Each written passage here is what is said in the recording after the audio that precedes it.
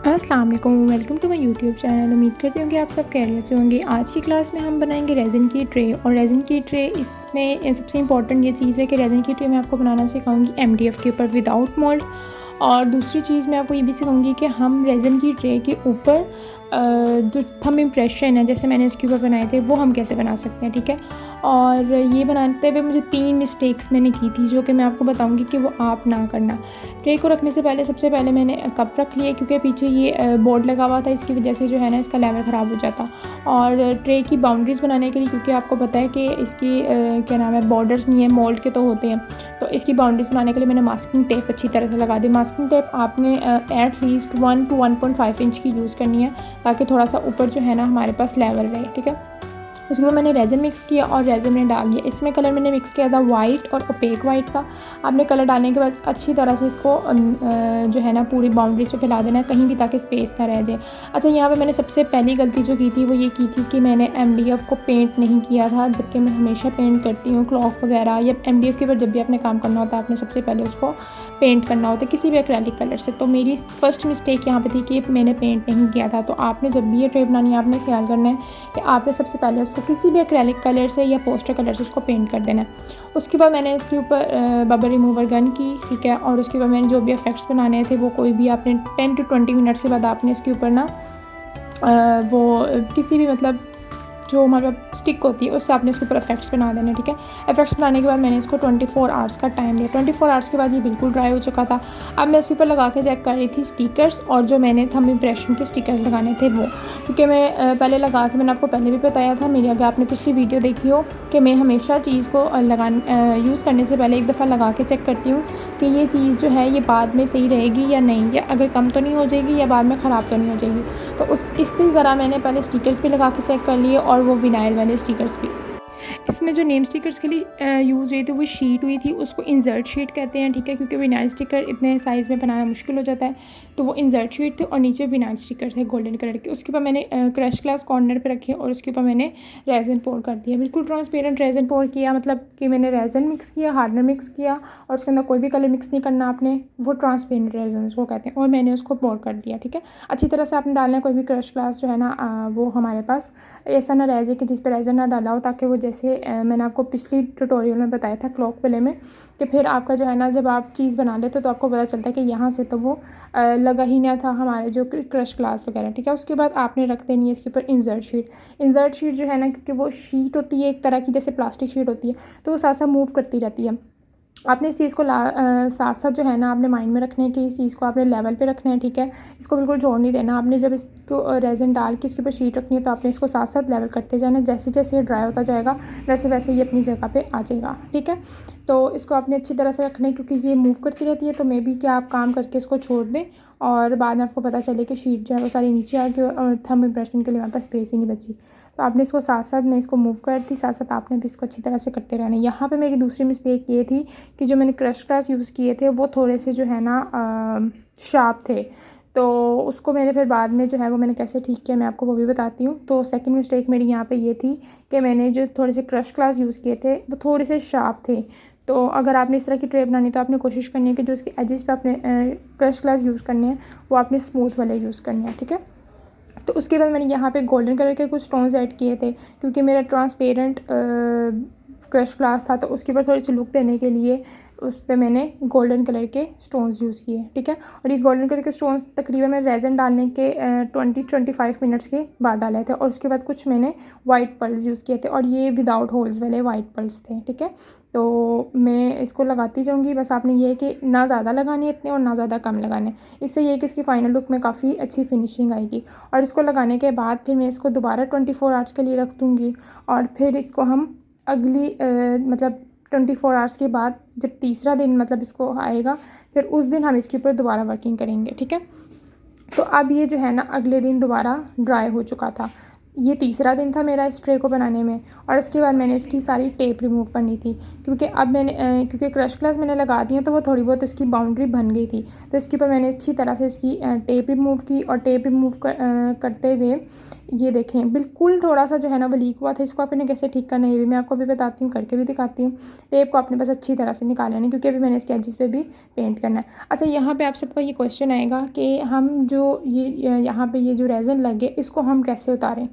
तो इस रेज़न को उतारने के लिए सबसे पहले तो आपने जो है ना क्रश वो फ्लेम टॉर्च और नाइफ़ का यूज़ करना है, ठीक है। यहाँ पे तीसरी मिस्टेक मेरी ये थी कि मैंने इसके साथ काम करते हुए ग्लव्स नहीं पहने थे, तो जिसकी वजह से ना मुझे कट लग गया था, ठीक है। तो वो मैं आपको भी बताती हूँ। आपने साथ साथ फ्लेम टॉर्च यूज़ करते जाना है और साथ साथ आपने नाइफ़ से इसको उतारते जाना है, लेकिन आपने काम आराम से करना है और ग्लव्स आपने लाजमी पहन के काम करना है, ठीक है। तो इसी तरह आपने, क्योंकि जब हम फ्लेम टॉर्च से इसको गर्म करते हैं ना तो रेज़न गर्म हो जाता है और आराम से उतर जाता है। यहाँ तक कि अगर आपके फ्लोर पे भी लग जाए या आपके टेबल पे भी लग जाए तो उतर जाता है। और यहाँ पे जो है ना वो नाइफ़ मुझे, क्योंकि काम कर रही थी, जैसे कि मैंने आपको बताया कि ग्लव्स मैंने नहीं पहने, तो क्योंकि ये एक अर्जेंट ऑर्डर था जिसको मुझे ज़रूरी देना था, तो इस पर मैं बहुत दिल से काम करती और बहुत जल्दी मेरा था कि मैं बस जल्दी से ऑर्डर दे दूँ। और उसके बाद मैंने यहाँ पे जो है ना सारा ये देखें, इसकी मैंने सारी टेप अच्छी तरह से उतार ली, और ऊपर से जो मुझे थोड़ा बहुत लग रहा था उसकी भी एजेस में स्मूथ करती। वैसे तो मेरे पास दूसरा कटर भी है, लेकिन दूसरा कटर जो, क्योंकि ये जो रेज़न है ये उस कटर से नहीं उतरना था बैक वाला, तो इसके लिए मुझे नाइफ़ का यूज़ करना पड़ा।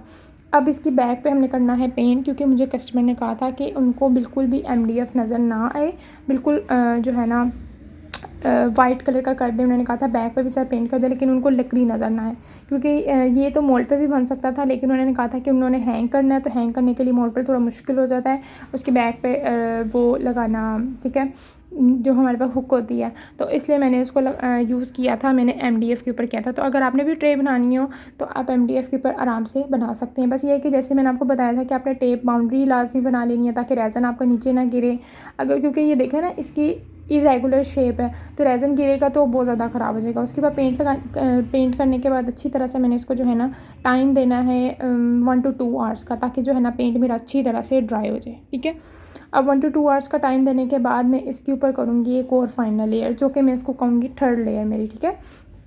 तो इसके ऊपर मैं इसकी फाइनल लेयर करूँगी। और रेज़न को फाइनल लेयर करने से पहले आपने ये देखें, यहाँ पे आपको थोड़ा सा ना मेरा क्लाउडी ट्रे का टेक्सचर लग रहा होगा, तो वो मैंने इसलिए कि अगर आपको कहीं भी थोड़ा सा पार्टिकल नज़र आ रहा है तो आपने सैंड पेपर करके उसको रिमूव कर लेना है, और जो उसका पाउडर ऊपर आ जाता है आपने उसको लाजमी रिमूव करना है, ठीक है, नहीं तो आपकी फाइनल लेयर के ऊपर आ जाता है वो पाउडर। और उसके बाद रेज़न का मिक्सचर बना के ट्रांसपेरेंट आपने लास्ट लेयर कर देनी है इसके ऊपर अच्छी तरह से। और ये मैंने बिल्कुल सेंटर वाली साइड पे किया था, क्योंकि जो इसकी बाउंड्री थी वहाँ पे तो ऑलरेडी मेरे पास जो है वो क्रश ग्लास लगे हुए थे, तो मुझे ज़्यादा मेहनत नहीं करनी पड़ी दोबारा टेप लगाने के लिए। डायरेक्ट जो है वो मैंने, और इसकी जो बिल्कुल बाउंड्री थी वहाँ पे मैंने वाइट कलर का एक्रेलिक पेंट किया, जो कि आपको भी नज़र आ रहा होगा, वो टेप नहीं लगी हुई, वो एक्रेलिक कलर है, ठीक है। और यहाँ पे मैंने अच्छी तरह से जो है ना वो पूरा रेज़न इसको मूव करना है। आपने ज़रा सा भी कोई भी जगह जो है ना लाजमी ख्याल करना है कि कहीं से भी थोड़ी सी स्पेस ना रह जाए, नहीं तो वो जब आप इसकी फ़ाइनल लुक होगी ना तो वो बहुत अजीब लगता है कि अगर कहीं से कोई होल रह जाए या कहीं पे रेज़न पोर ना हुआ हो। आपने यहाँ पे बहुत आराम आराम से करना है, और बिल्कुल सेंटर से पोर करेंगी तो साइड से जो है वो बिल्कुल भी ड्रॉप नहीं गिरेंगी, ठीक है। अब यहाँ पर चौथी मिस्टेक मेरी ये थी, मतलब जो मेरी तीसरी मिस्टेक थी उसको ठीक करेंगे। जैसा कि मैंने आपको बताया कि जो क्रश ग्लास थे वो मेरे थे थोड़े से शार्प, क्योंकि मैं कस्टमर को ऐसे नहीं देना चाहती थी, तो उसको मैंने यहाँ पे ठीक किया UV रेज़न से, ठीक है। UV रेज़न जो है वो हमारे पास भी ये रेज़न की टाइप है, और ये रेज़न थोड़ा सा एक्सपेंसिव होता है, और ये रेज़न स्पेशली यूज़ होता है झुमके बनाने के लिए, ज्वेलरी वगैरह बनाने के लिए। तो इस रेज़न को हम यूज़ करते हैं, और अपने जो हमारे पास शार्प एजेस हैं हमारे पास जो उसको हम ठीक करते हैं, ठीक है। लेकिन ये जो हमारे पास UV रेज़न है इसको सिर्फ ड्राई करने के लिए UV लाइट की ज़रूरत होती है, तो इसके लिए हमें UV लाइट भी चाहिए होगी। अब जहाँ जहाँ पे मुझे थोड़े शार्प एजेस लग रहे थे, मतलब जहाँ पे मुझे लग रहा था कि जो मैंने क्रश ग्लास डाले हैं वो थोड़े से शार्प हैं, तो वहाँ पर मैं क्या करती गई, थोड़ा सा UV रेज़न डालती थी, और वहाँ पे मैं UV लाइट फॉलन कर रख देती थी। मैं आपको भी करके भी दिखाती हूँ, ठीक है।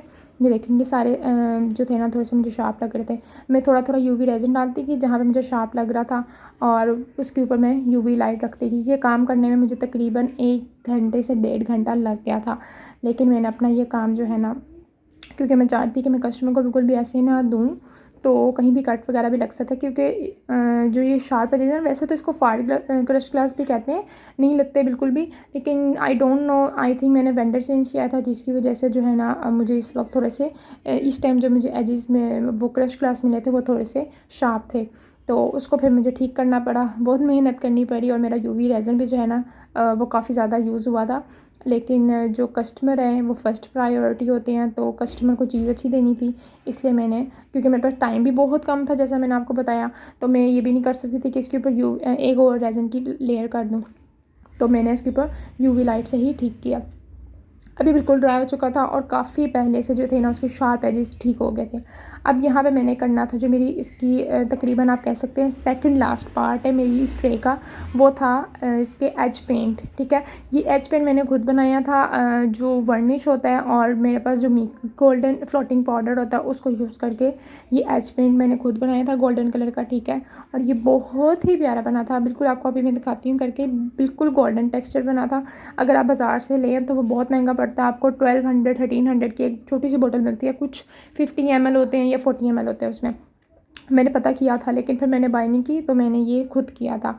तो इस तरह आपने आराम आराम से किसी भी ब्रश से किसी भी कप में बना के, तो ब्रश की हेल्प से फिर मैं उसको आराम आराम से लगा दी। लेकिन ये है कि आपने इसको ज़्यादा ना वो नहीं करना होता, थिन नहीं यूज़ करना होता। अगर आप ज़्यादा थिन यूज़ करेंगे ना तो बैग पे उसके ड्रॉप्स चले जाते हैं। आपने इसका मिक्सचर बनाने के बाद ऑलमोस्ट 10 to 20 मिनट्स का वेट करना हो, तो उसमें यह है कि कुछ वर्निश के जो हमारे पास फ्यूम्स होते हैं ना वो हमारे पास इवेपोराइज हो जाती हैं। ठीक है, और उसके बाद जो हमारे पास टेक्सचर बचता है ना वो थोड़ा सा थिक हो जाता है, तो वो लगाना भी आसान होता है और उसके साथ काम करना भी आसान होता है।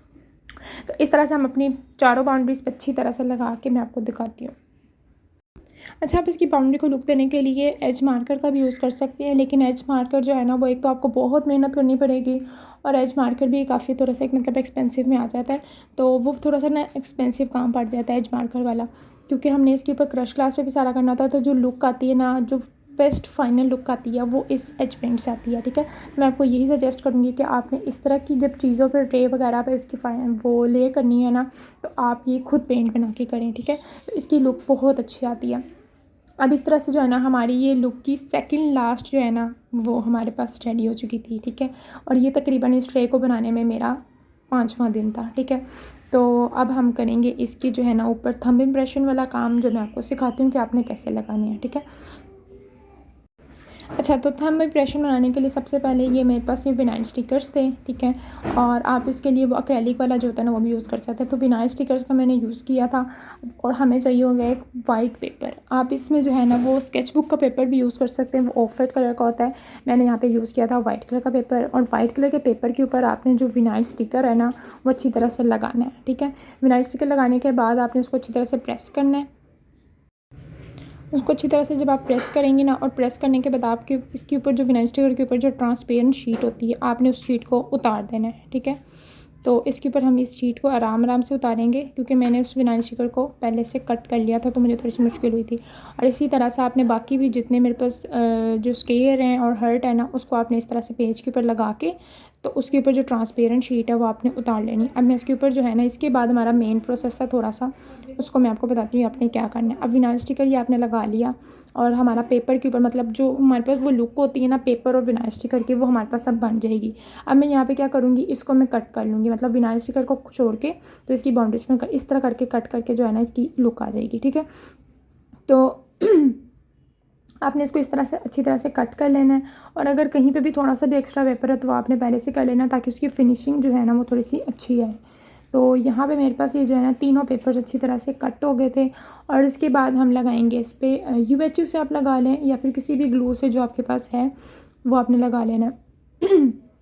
ठीक है, तो इस तरह से अब हमारे पास जो मैंने पहले स्पेस छोड़ी थी उस जगह पे मैं अब लगाऊंगी। अब जो हमारे पास दोनों स्केयर थे उस स्केयर के सेंटर में आएगा हमारे पास प्लस, तो उस प्लस को भी मैं ये आप ये भी कर सकते हैं कि उस प्लस को आप फाइनल लेयर जो रेजिन की आप फाइनल लेयर करें उससे पहले लगा लें, लेकिन मैं चाहती कि मैं उसको भी जो है ना वो लास्ट पे ही लगाऊं, तो क्योंकि वो अगर मैं नीचे लगाती हूँ थोड़ी सी रिफ्लेक्शन आती है उस प्लस की, तो इसलिए मैंने प्रेफर यही किया कि मैं इसको भी लास्ट लेयर पे ही लगाऊं। आप ये विनाइल स्टिकर की जगह जो है ना वो एक्रेलिक का भी बनवा सकते हैं। वो एक्रेलिक वाला भी आपको जो है ना वो स्टिकर वाला भी होता है, स्टिकर से भी चिपक जाता है वो, और या फिर अगर वो स्टिकर वाला नहीं है तो आपको उसके लिए UHU की ज़रूरत होगी, तो वो भी आप यूज़ कर सकते हैं। ठीक है, मोस्टली जो एक्रेलिक के थंब इम्प्रेशन वाले होते हैं ना उसमें ऐसे यूज़ करते हैं। और इस पे मैंने जो है ना अच्छी तरह से जो वाइट वाले थंब इम्प्रेशन थे उसको भी ग्लू से मैंने स्टिक कर लिया था। उम्मीद करती हूँ कि आपको ये वीडियो बहुत अच्छी लगी। अगर आप चाहते हैं कि मैं इस तरह की और मज़े मज़े की वीडियोज़ बनाऊँ तो मेरे चैनल को सब्सक्राइब कर दें, लाइक कर दें एंड शेयर कर दें। अल्लाह हाफिज़।